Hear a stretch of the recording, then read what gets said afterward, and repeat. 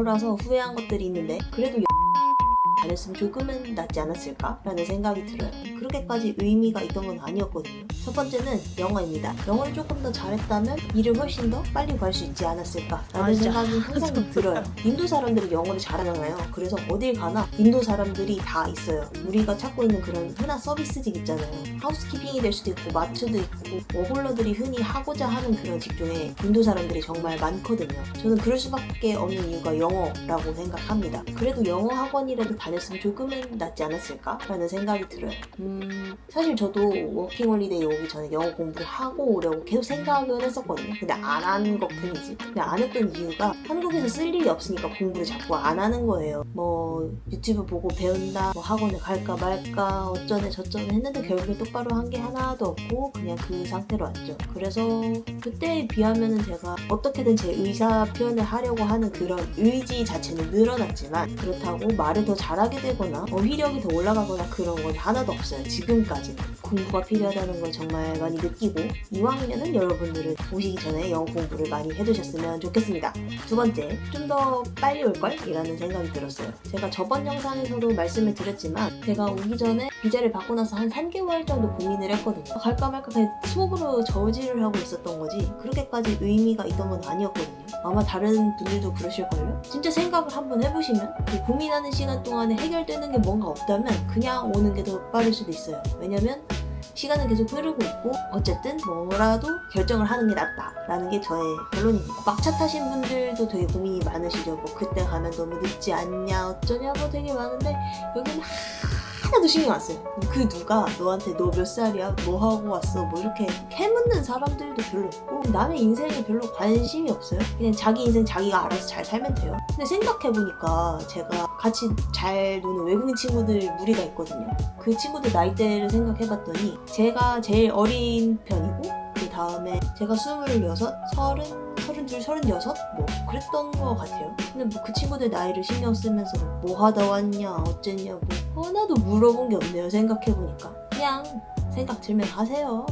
나중에 조건도 바뀌면 못한다니까요. 진짜 분명히 이거 진짜 분명한데 가격도 올라갈 거고 지금 뉴질랜드 워홀 비자가 60만 원이라고 하더라고요. 제가 할 때 38만 원이었거든요. 분명히 오를 겁니다. 인플레이션이 있으니까 당연히 올 수밖에 없어요. 이번에 올랐으니까 한 1, 2년 뒤쯤에는 한 75에서 80 정도 갈 것 같네요. 제 생각에는. 근데 그렇게 뛰고 어쩌고 저쩌고 할 거 생각할 바에 그냥 가야죠. 비자를 받아서 값어치 이상의 경험을 한다고 생각하고 오시면 됩니다. 아시겠죠? 세 번째는 스레드 같은 소셜미디어를 조금 더 했어야 됐다 이런 생각이 많이 듭니다. 저는 실제로 유튜브 구독자분들 덕분에 여기에서 실제로 두 분도 만나 뵀었고 저한테 만나고 싶다고 연락해주신 분들도 계시고 앞으로 만날 분들도 계시고 저를 보고 워킹홀리데이를 신청해주신 분도 계시고 그럴 정도로 정말 다양한 경험을 하고 있어요. 유튜브뿐만 아니라 스레드에서도 제가 글을 올리면 거기에서 실제로 도움을 주시는 분들이 정말 많아요. 그래서 이런 거를 진작부터 알고 있었더라면 오기 전부터 되게 도움을 많이 받았겠다라는 생각이 듭니다.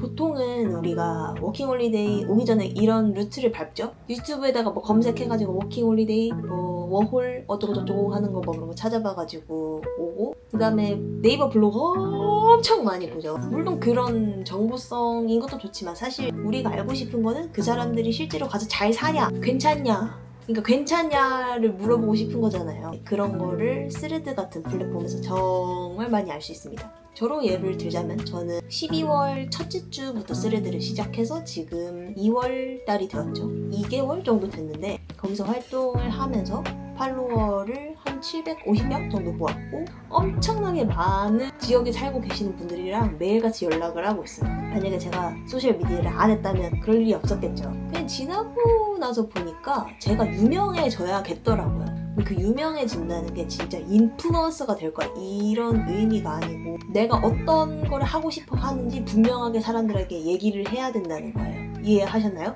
인플루언서가 된다는 게 정말 영향력을 미치는 사람이 되고 싶다라는 목적도 있겠지만 근본적으로 따라가야 되는 거는 내가 어떤 걸 하는 사람인지를 사람들에게 노출을 시켜야지 이 사람은 뭘 하는 사람이구나 를 보고 이 사람을 자연스럽게 어떤 정보를 줄 수도 있고 어쨌든 커넥션이라는 게 생기잖아요. 그때부터 뭔가 하기가 수월해집니다. 예를 들어서 제가 블레넘에 간다고 했잖아요. 근데 제가 블레넘에 갈 거라고 사람들에게 얘기를 하지 않았거나 혹은 뭘 하고 싶다고 적극적으로 어필을 하지 않았다면 제가 정보를 얻기가 굉장히 힘들었을 거예요. 그쵸? 근데 그게 아니고 계속해서 말을 하고 다녔기 때문에 일하는 곳에 대한 정보도 알게 되고 거기에 살고 계시는 분하고 커넥션도 되고 뭐 백패커스도 알게 되고 제가 생각하는 미래는 모두가 인플루언서가 돼야 됩니다. 과거처럼 누군가는 정보를 제공하고 누군가는 정보를 받고 이렇게 해서 계속해서 관계가 유지되고 이거는 이제 시대가 끝났어요. 그래서 여러분들도 저를 보고 계신 여러분들도 유튜브를 하시고 스레드를 하시고 인스타를 하시고 많이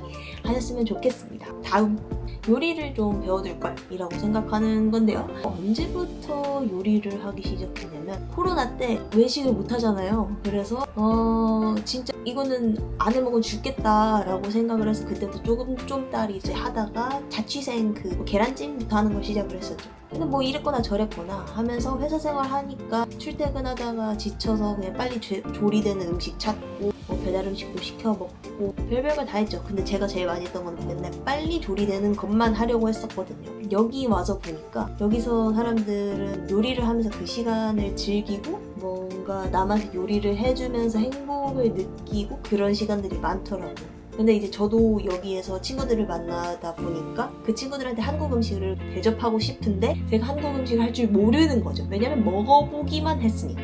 그래서 엄마한테 조리법을 보내달라고 했더니 엄마가 그냥 유튜브 보고 하라고 해서 유튜브 보고 하고 있는데 유튜브에서 알려주는 것도 물론 좋기는 한데 그냥 좀 가족들이 해준 그 밥을 먹고 싶을 때가 있는데 그 맛을 내지 못하는 게 아쉽다라는 생각은 좀 있어요. 뭐 어쨌거나 다 지나간 시간이니까 어쩔 수 없고 그렇습니다. 제가 후회했던 4가지에 대해서 말씀을 드려봤는데요. 후회를 하는 몇 가지는 있지만 그렇다고 여기서 포기를 하진 않을 겁니다. 그러니 여러분들도 고민하지 마시고 혹시라도 생각이 있으시면 그냥 빨리 오시는 게 현명합니다. 뭐 남들이 어떻게 볼까 이런 것도 그렇고 갔다 와서 뭐 할까 뭐 고민하기도 한데 갔다 오면 아마 생각이 바뀌어 있을 거예요. 사람은 행동을 해야 됩니다. 고민을 한다고 생각이 바뀌진 않아요. 너무 걱정 많이 하지 마시고 빨리 액션을 취하시길 바랍니다.